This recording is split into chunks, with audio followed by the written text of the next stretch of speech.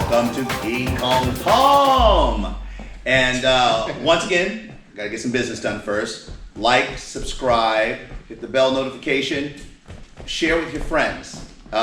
We want to bring combat, as my brother said, we want to bring teeth back to combat kung fu. Well, we had teeth. Well, we have teeth, right? So hurry up! Exactly. Yeah, we can't wait weeks and months for now. I know, soon it'll be dentures. Right. So, can you imagine? It's a great projectile. Yeah. After a while, you just go, poof, and they fly out. Denture food. Exactly. So, some of the questions that we've gotten in was, how do I pressurize my system that I'm currently training Excellent in? question. From a combative standpoint, safely. Because Yes. the key is safely. I mean, you guys have seen in our videos that we throw this guy around, but there's a level of control that we have. You know, there's some people who say, well, you know, you didn't even hit him that hard. I go, yeah, I don't want to hurt him. I don't want to hurt him. I mean, you should use a little common sense in training. But with that being said, how do I, pressurize? What does this mean, right? Now, most people say, well, pressurize by sparring. My take on it is, my situation, the way I look at it, is pressurized by making it unfair odds. Right. So give this person a stick. 2 people that you have to fight. 3 people, 4 people. We've even had more than that in here sometime. And then make sure they're throwing to hit you. Right. That's the difference. That's where the pressure comes in. Not throwing to hurt you. Right. Throwing to hit you. So let me give you an example. So if the SOB throws me a punch and comes out here, right, this is meant for me to succeed. This is not martial arts, by the way. This is not combat. So then I can go into all these moves, or he does the same kind of punch, and I go, I wait till the punch stops, and then I do it. Actually, one of the things I do to him a lot when I'm working out with him, I point at my nose. Right. And what that tells him is to aim for my nose. If I don't block it, I get punched in the nose, but at least I know what's going to take place. So if I go here, he goes, it takes me to wherever I'm going to go, right? I know exactly how to control him, how to move myself, and different things like that. The best way to do it is have multiple people doing the same kind of concepts with kicks and punches and grabbing you. And here's the other one. And this is where we've had 100% failure for people who've tried this the very first time. And that's from our own students and guests at the same time. 100% failure the first time a person's done this. Have them fight for time. 3 minutes, 2 minutes, 3 minutes, 4 minutes. Because as the body starts to fatigue, motor function starts to go. And why is it important? Because when motor function starts to go, that's when skill actually raises to the top, right? And you have to learn how to manage all that stuff. And that's a very, very hard thing to do. Right. And that's how we will put pressure. And once again, they're the fresh ones. I've been fighting for 2.5. I've got to go for 3 minutes, and I'm exhausted. My arms doesn't want to go up, and I don't want to move into those stances that we talked about. And that's where the acme of skill will show itself. Correct. Like you said, 100% of people fail because when they start, they're okay because they're thinking about it. But when the fatigue happens and your brain is still trying to catch up to that, what your body's doing, your brain starts to shut off. Yeah. Right? And your body doesn't know what it's doing. A good example is when I was driving here, I almost slammed in the car right in front of me. But I'm like, in my head, I'm going, crap, I'm going to get in. And but my hands went, right. And I'm like, oh, that was great. It's body motion. After a while, if you don't do the repetitions, the sansao, the combat training that we have been telling you about, so many things that you already know, but you just got to learn how to do it through us if you need to. It's really important to do that, or else you'll never learn what combat is until you pressurize your system. Yeah, right? Good point. Yeah. So there's a lot of strategies that you got to learn. There's a lot of rhythms and flows and distancing, and of course a credible partner. With the way my brother was saying now is you even take it one notch even higher by adding another person. So if he was attacking my brother here, go ahead, like this, and I'm gonna come in, and notice he's already learning that. Right. Most people, they're, They're moving. and then they leave it here, Right. and they do that. Fail, right? But that's what you want to, if you are getting that, don't be ashamed. Don't be like, oh, I'm just going to stick to where I am.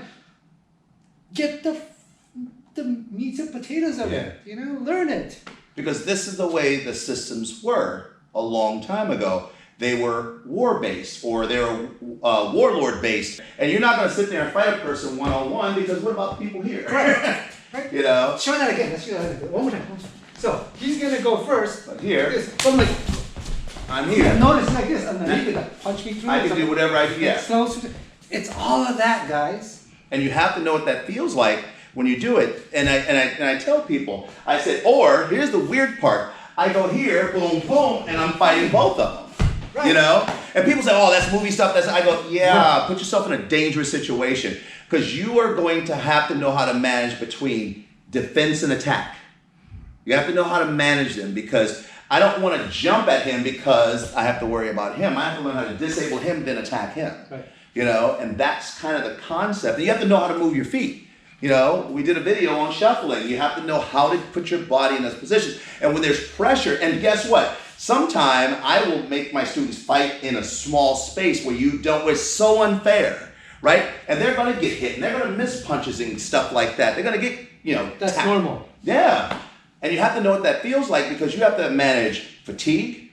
You have to manage the adrenaline dump. You have to manage your fear. And then you have to manage your skill level. Because we always say it's not the amount of years, it's the amount of mileage. He and I have a lot of mileage when it comes to hand-to-hand combat, right? But some people have trained just as long as we've trained, but they don't have the same amount of mileage. And that's the difference. Right. And you got to do it pressurized. Still, Right. remember, if I did this to SOV, he's going to react differently if I do it to my brother. Right? He's heavier, not that much more heavier. Thank you, Ron. It's a suit. But it's always different. It's always different. So you have to go through that and learn how impact, distancing, rhythm, flow, even your environment.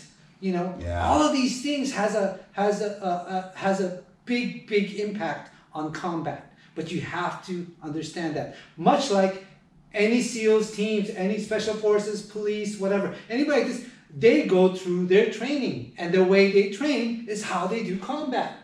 That's how you should be. If your forms don't look like you're fighting, then why be in that art? But if you learn those forms, come up to us and we'll teach you how to use those forms.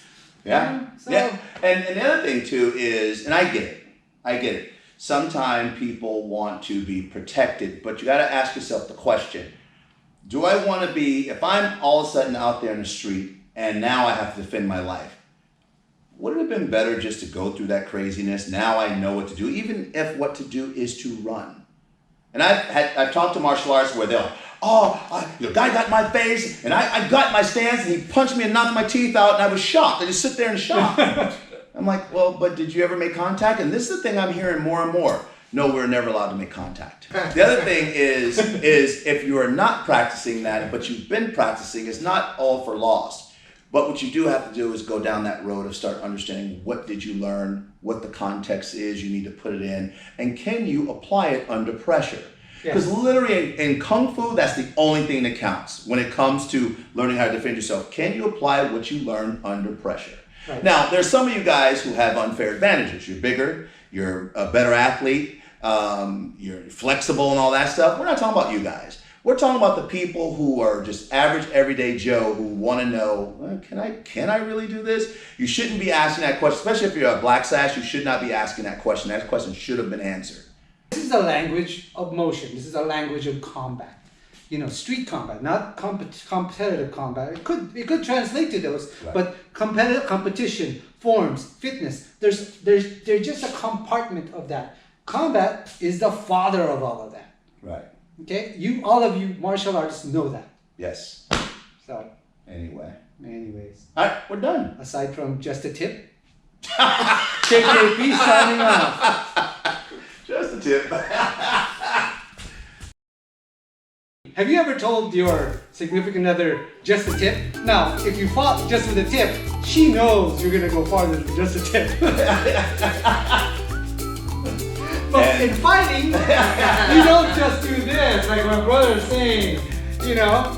It's like, just a tip, and you stay at the tip? What the fuck are you doing? Oh my gosh. Okay, I am totally lost at this moment, and No, you're not. I'm holding my breath. You know what I'm talking about. I am. Okay, Yes, KKP. see? You know what I mean, Welcome right? to KKP You know- After Dark. Yes,